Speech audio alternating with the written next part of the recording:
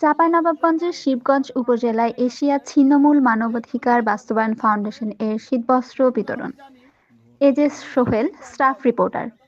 শীতার্থ জেলে ও হতদরিদ্র জনগোষ্ঠীর মাঝে ২৬ জানুয়ারি বিকেলে চাঁপাইনবাবগঞ্জ জেলার শিবগঞ্জ উপজেলার সোনা মসজিদ সালামপুরে শামীমা অ্যাগ্রো ও মাসুম রানার ফিশারি পাড়ে দরিদ্র কর্মহীনদের মাঝে কম্বল বিতরণ করেছে এশিয়া ছিন্নমূল মানবাধিকার বাস্তবায়ন ফাউন্ডেশন।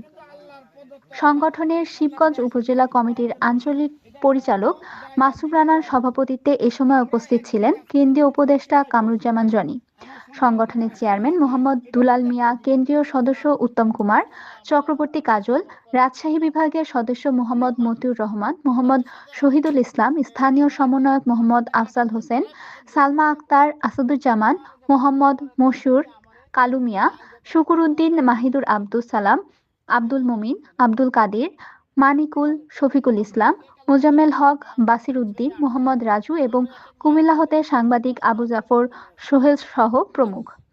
অনগ্রসর এবং যাতায়াত ব্যবস্থা অনুন্নত এই এলাকাটিতে সরকারিভাবে উদ্যোক্তাদের সহজ শর্তে ও ঋণ প্রশিক্ষণের মাধ্যমে স্বাবলম্বীদের উদারত আহ্বান জানান। অর্ধশতাধিক মানুষকে কম্বল প্রদান ও দেশ জাতীয় কল্যাণে বিশেষ মিলাদ ও দোয়া করেন সংগঠনের উপদেষ্টা সাংবাদিক কামরুজ্জামান জনি। ২০০৯ সাল হতে সংগঠনটি নিরলসভাবে বাংলাদেশের প্রত্যন্ত অঞ্চলে কাজ করে যাচ্ছে।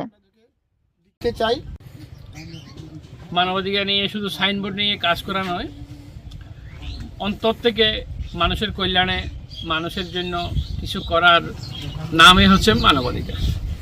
আশা করি দুলাল মিয়ার নেতৃত্বে ছিন্নমূল বাস্তবায়ন কমিটির কার্যক্রম সারা দেশব্যাপী আরও গতিবান হবে এবং সকলের স্বাস্থ্য কামনা করে আমি আমার এলাকার জন্য আপনি কি ভূমিকা রাখবেন?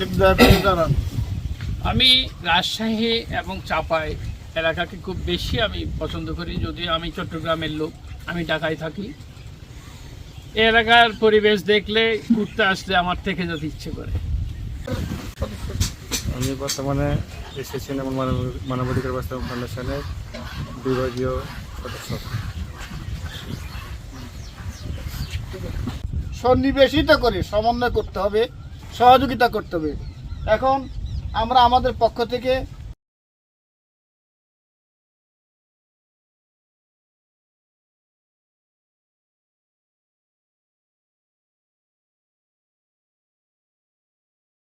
প্রকল্পকে আল্লাহ বড় আকার ধারণ করে দিন। আল্লাহ এই প্রজেক্টের মাধ্যমে যেন আরও হাজার হাজার কর্মসংস্থান সৃষ্টি করতে পারে আল্লাহ, আপনি তাকে সেই তৌফিক দিন। আমরা সকলে যেন সৎ উদ্দেশ্য নিয়ে তাকে সহযোগিতা করতে পারি, আপনি আমাদেরকে সেই তৌফিক দিন।